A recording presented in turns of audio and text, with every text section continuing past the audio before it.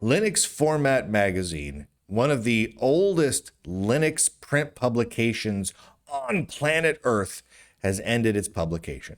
No, it is to be no more. After 25 years of pumping out month after month Linux print magazines that you could pick up down at Barnes and Nobles, that you get a delivered subscription to, and on, they're gone. They're gone. The final issue comes out in, is it July? I think it's the July issue, which is on sale now because that's just how it works. And it's done. It's ended. It's kaput. It is no more. And I tell you, I have a lot of emotions around this. I mixed feelings all over the place. For those of you who don't know my history, I've written for a large number of Linux publications, both online and in print. I was the deputy editor of Linux Journal magazine for some time, and I love these Linux focused magazines. I absolutely love computer magazines in general, and the last 5 to 10 years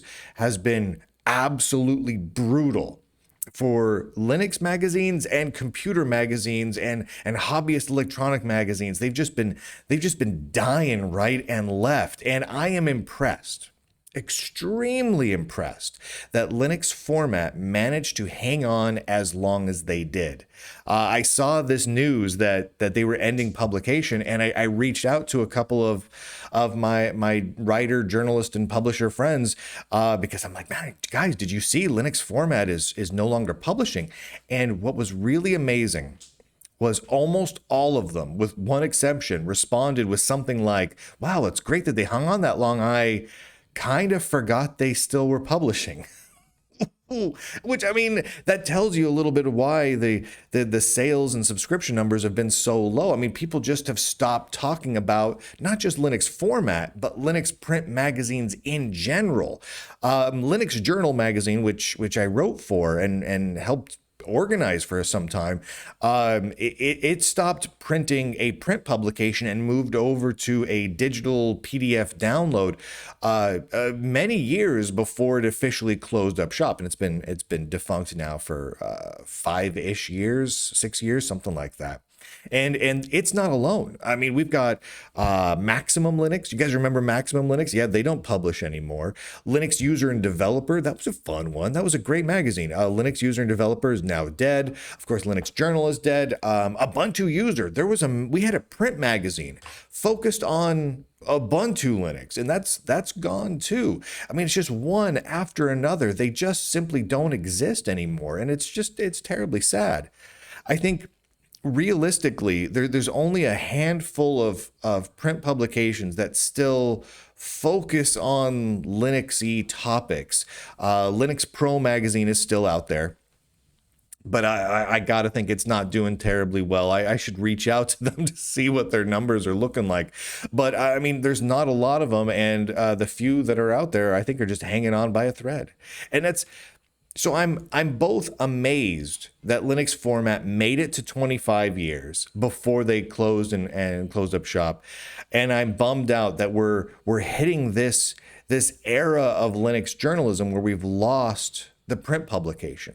I mean, we've got a small number left, like Linux Pro magazine, but it's real limited. And if you read over the last several years any of these publications, you start to realize that most of them didn't have a lot of the real long form investigative pieces and exclusive interviews and the whatnot that we had back in the 90s and early 2000s. I mean, the Linux print magazines had some truly amazing content. It was compelling, it was rich during that time.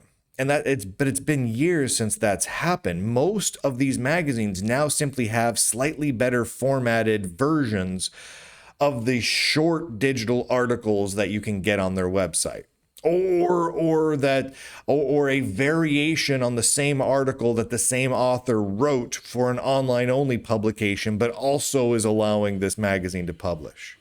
And that's the best of what we've got available in Linux print magazines now. And I mean, that tells you why it's done. I mean, the whole computer print magazine industry is dying, and it's terribly sad. And it's not just sad because we miss out on having those physical magazines that we can hold and put on a shelf and sometimes frame because the covers are so cool. Remember, like the old Dr. Dobbs journal and whatnot? They had just some great covers. They're just the computer magazines of the 80s, man. They had some great covers, but it's not just that. It's the type of coverage that we have more or less lost. When you go to most online written computer tech publications, most of the articles are fairly short. And very straightforward, more rehashing of press releases and a nicely formatted version of the release notes for a software update. And that's most of what you get from most tech publications, like the Linux publications that are out there. I won't name names.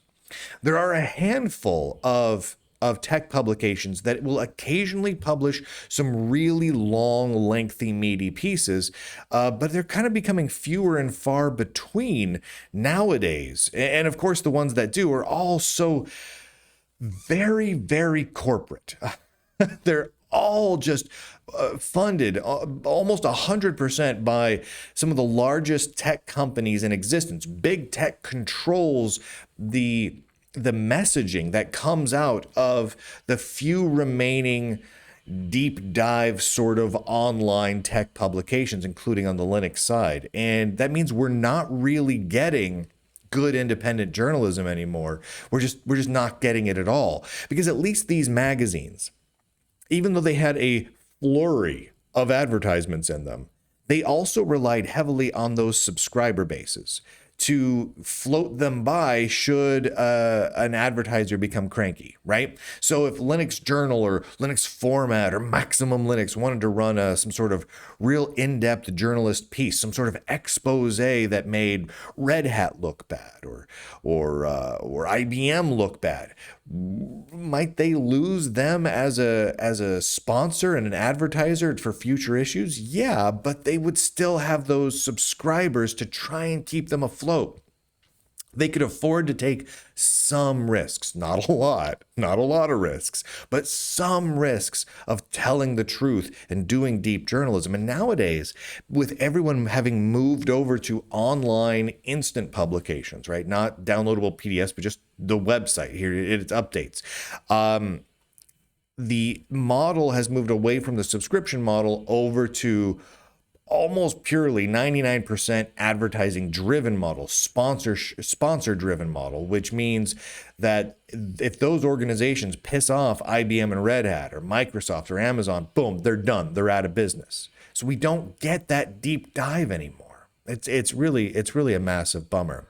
The other thing I noticed was this back in, what's the date here? May 9th.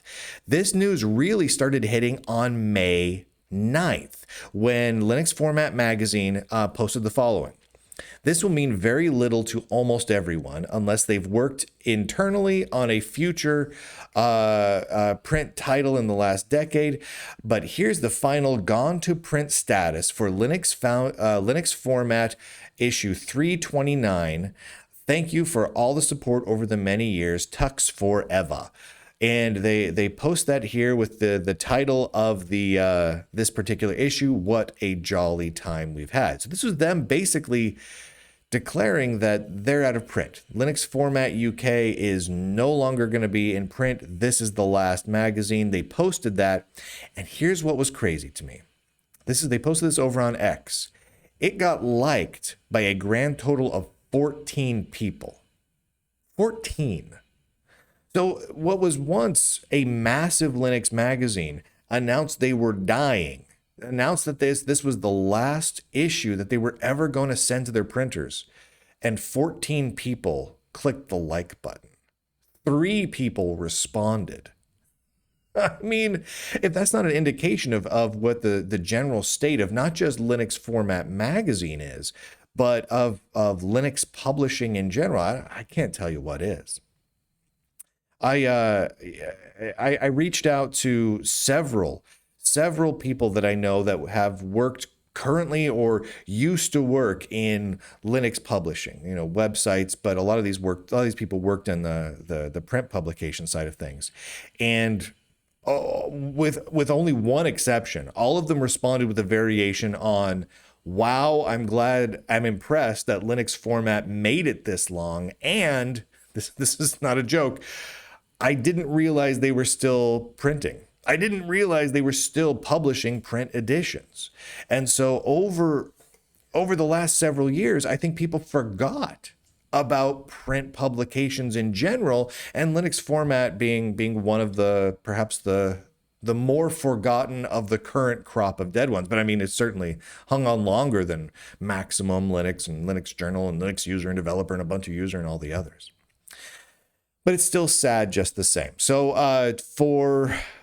for this final round of Linux format, I'm gonna have to make sure I grab a copy of the June issue of Linux format, so I have the last one. I've got the last Linux Journal.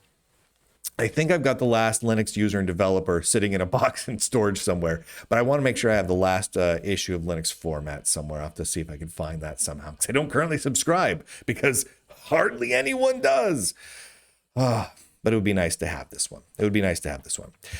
So kudos to Linux format for hanging on and hanging in there as long as you did.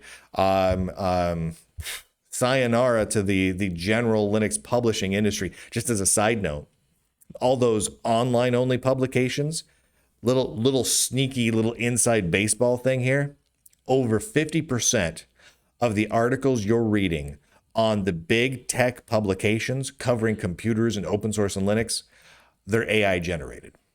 That's not a joke. That's not an exaggeration, and it's not a guess. I know that for a fact. This is just the way it is. So it's a bummer. This face ain't AI generated yet, even though it's becoming increasingly possible to do that. I don't go that way. This is all human crafted artisanal tech journalism here, ladies and gentlemen. With that, go to Lunduke Journal. LundukeJournal.com. That's where it's at. Lunduke.com, not LundukeJournal.com. Lunduke.com. I should probably get my domain name correct if I'm going to actually promote it. With that, ladies and gentlemen, boys and girls, nerds and nerdettes across the inner tubes, I do declare, end broadcast.